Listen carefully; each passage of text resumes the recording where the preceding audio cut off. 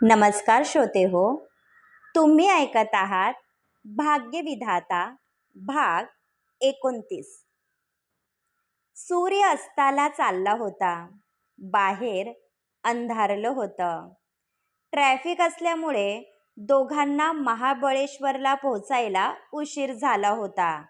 त्यात ज्या गावामध्ये त्यांना जायचं होतं ते आड बाजूला होतं, म्हणून विश्वजित चांगलाच वैतागला होता. पण जान्हवीसाठी तो काहीही करायला तयार होता. त्याने सहज शेजारी बसलेल्या आरोहीकडे पाहिलं. तिचा चेहरा थकलेला वाटत होता. त्यात दुपारी दोघांनी लंच घेतलं नव्हतं, त्यामुळे भुकेची जाणीव होणे साहजिक होते. डॉक्टरांसोबत भेट झाल्यानंतर आपण आजची रात्र इथेच मुक्काम करूयात. माझ्याने ड्रायव्हिंग होणार नाही, विश्वजितने सांगितले. फाईन सर, माझी काहीच हरकत नाही. आरोहीने लगेच परमिशन दिली, जे त्याच्यासाठी अपेक्षित नव्हतं. दोघेही आपल्या इच्छास्थळी पोहोचले. विश्वजितने आधीच अपॉइंटमेंट घेतली होती. यावेळी डॉक्टर साहेब कोणालाही भेटत नव्हते, पण दोघेही लांबचा प्रवास करून आले असल्यामुळे त्यांचा नाईलाज झाला होता. अतिशय शांत अशा ठिकाणी 2 मजली इमारत होती, जिथे ते स्वतः औषधांची निर्मिती करत होते. त्यांनी आयुर्वेदमध्ये पदवी घेतली होती. या भागात ते आयुर्वेदाचार्य म्हणून फेमस होते. विश्वजितने रिसेप्शनिस्ट काउंटरवर आपली ओळख सांगितली. एक लेडीज दोघांनाही बाजूला असलेल्या खोलीमध्ये घेऊन गेली, जिथे डॉक्टर बाबाजी ध्यानमग्न अवस्थेत बसले होते. या बसा, बाबाजी यांनी सांगितले.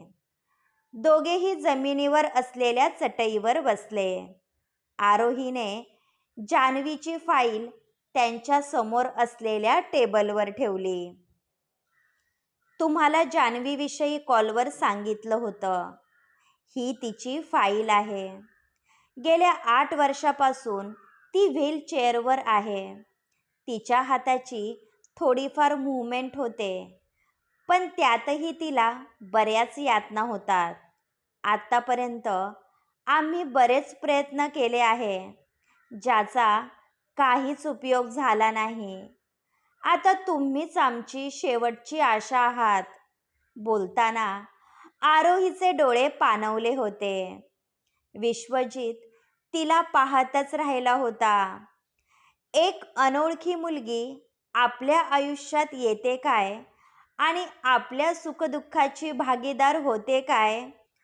अनपेक्षितपणे आरोही त्याच्या आयुष्याचा अविभाज्य भाग बनली होती.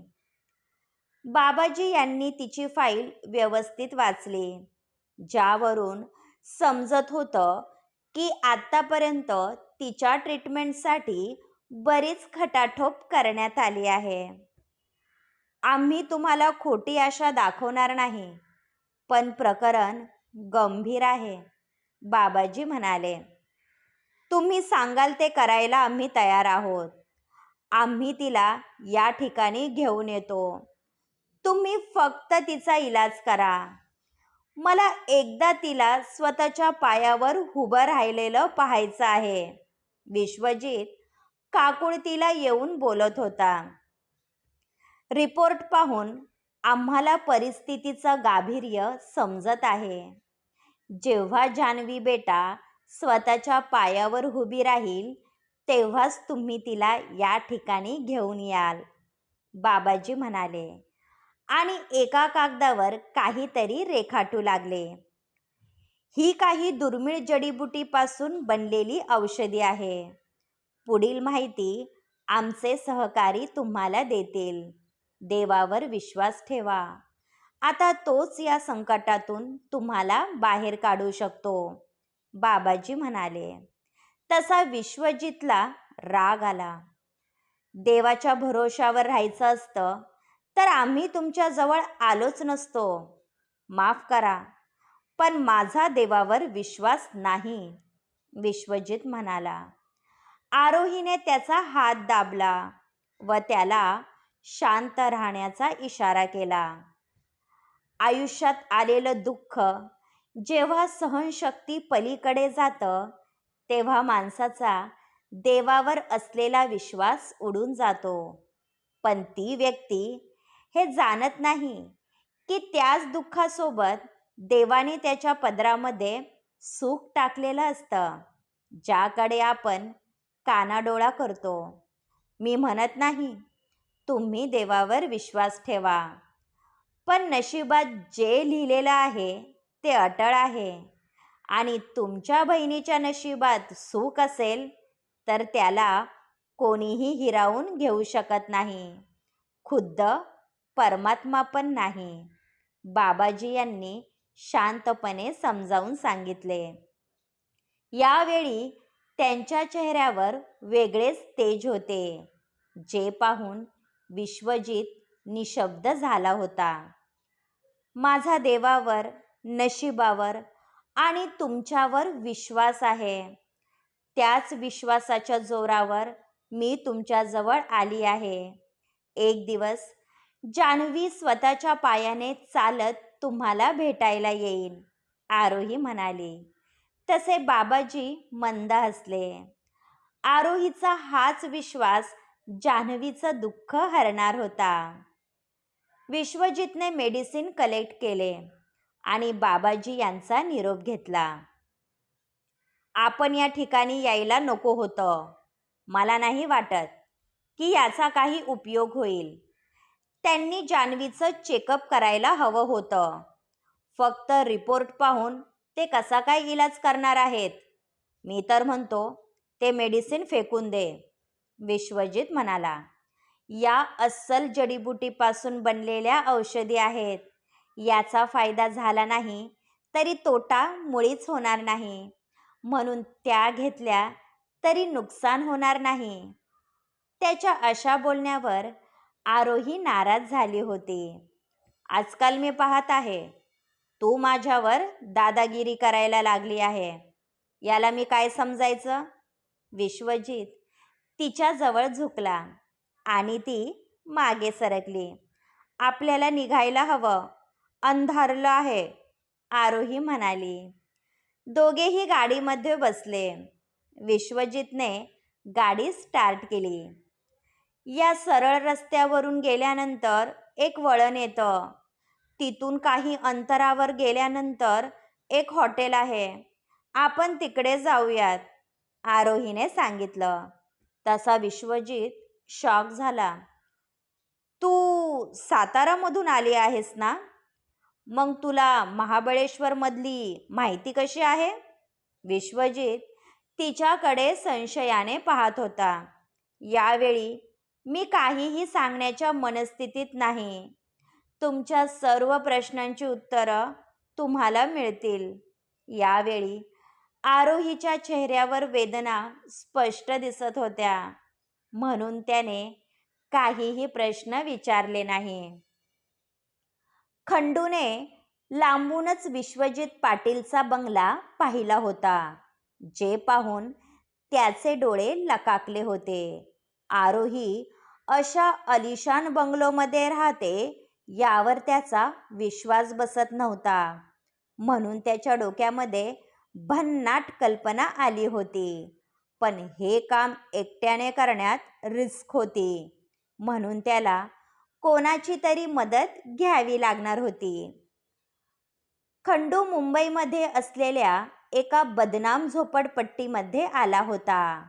15 वर्षापूर्वी याच माणसांसोबत तो गैरकारभार करत होता, म्हणून गुंड लोकांसोबत त्याच्या बऱ्याच ओळखी होत्या.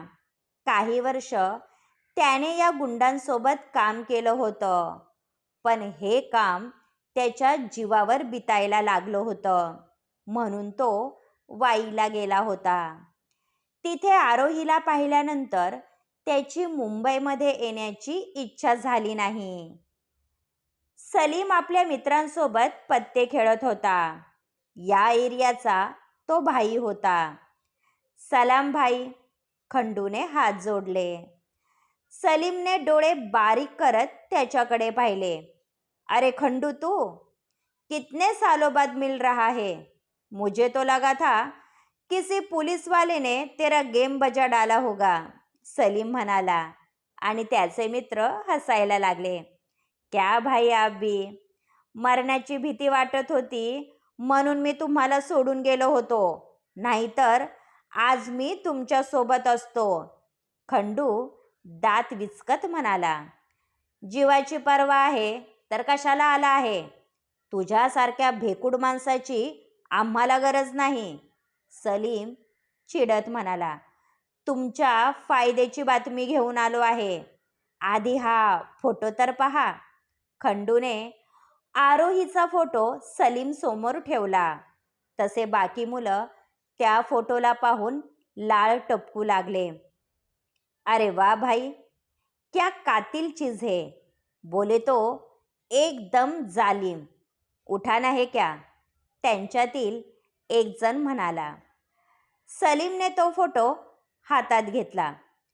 लडकी खूबसूरत है, इसका क्या करना है, सलीमने विचारले. हिचं नाव आरोही आहे, माझ्या नात्यातील आहे. आम्हाला न सांगता मुंबईला पळून आलेली आहे. यावेळी ती विश्वजित पाटीलच्या घरामध्ये राहत आहे. ही पोरगी आपल्या हातामध्ये आली तर आपल्याला बक्कळ पैसा मिळेल. यासाठी मला तुमची मदत हवी आहे, खंडूने सांगितले.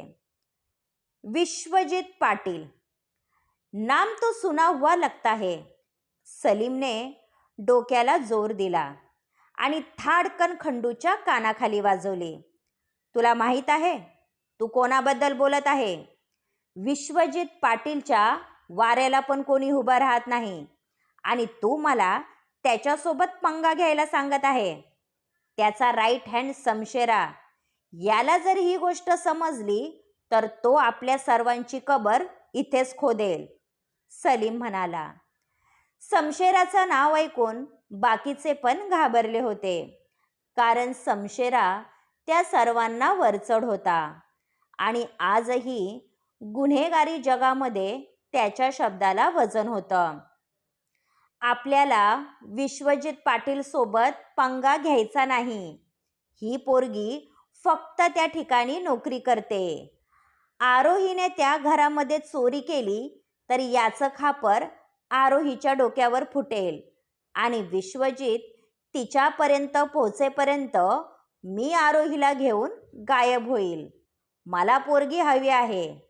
आपल्याला जे काही पैसे मिळतील त्यातील मला थोडेफार जरी मिळाले तरी मी खुश आहे.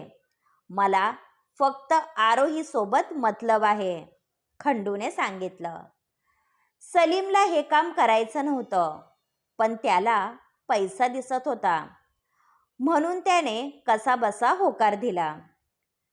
जान्हवीने आपली अर्धवट राहिलेली पेंटिंग करायला घेतली होती. सिद्धार्थ आल्यामुळे तिला ती पेंटिंग करणं सोपं जात होतं, कारण त्यामध्ये जे कपल होतं त्यात ती स्वतःला आणि सिद्धार्थला इमॅजिन करत होती. पण तिला जास्त वेळ हाताची हालचाल करता येत नसल्यामुळे तिला वेळ लागत होता. सिद्धार्थ दोघांसाठी कॉफी घेऊन आला होता. त्याला जान्हवीचं मनापासून कौतुक वाटत होतं. बरं झालं तू पेंटिंग करायला घेतली, कारण तुझ्या बाकी कलेक्शनपेक्षा ही खास असणार आहे. सिद्धार्थने तिच्यासमोर कॉफीचा कप ठेवला. मला नाही वाटत माझ्याने होईल, कारण एक पेंटिंग करायला मला बराच वेळ लागतो, जान्हवी चेहरा पाडून म्हणाली. तिची अवस्था तो समजू शकत होता. काही हरकत नाही, तू स्वतःची आवड जपते हेच खूप आहे, सिद्धार्थ म्हणाला. कॉफी बऱ्यापैकी थंड झाली होती. तिने नर्सला आवाज दिला. तिने स्वतःच्या हाताने जान्हवीला कॉफी पाजली आणि निघून गेली. तिने हातामध्ये ब्रश घेतला. तसंच सिद्धार्थने तिचा हात आपल्या हातामध्ये घेतला. यावेळी सिद्धार्थ तिच्या अगदी जवळ होता. माझ्यामुळे तुझा त्रास कमी होत असेल तर मला आनंद होईल, सिद्धार्थ म्हणाला. बोलताना त्याचे गरम श्वास तिच्या चेहऱ्यावर आदळत होते, ज्यामुळे तिच्या तनामनात सुखद वेदना संचार करत होत्या. त्याच्याकडे पाहून जान्हवी गोड लाजली आणि आपल्या कामावर कॉन्सन्ट्रेट केलं. दरवाजामध्ये उभी असलेली त्रिशा हा प्रकार पाहत होती. यावेळी तिची खात्री पटली होती की सिद्धार्थ तिच्यामध्ये गुंतत चालला आहे, पण तिला काहीही करून दोघांना वेगळं करायचं होतं, कारण ती कोणाचं सुख पाहू शकत नव्हती. क्रमश. पुढील भाग ऐकण्यासाठी आमच्या चॅनलला सबस्क्राईब करा. धन्यवाद.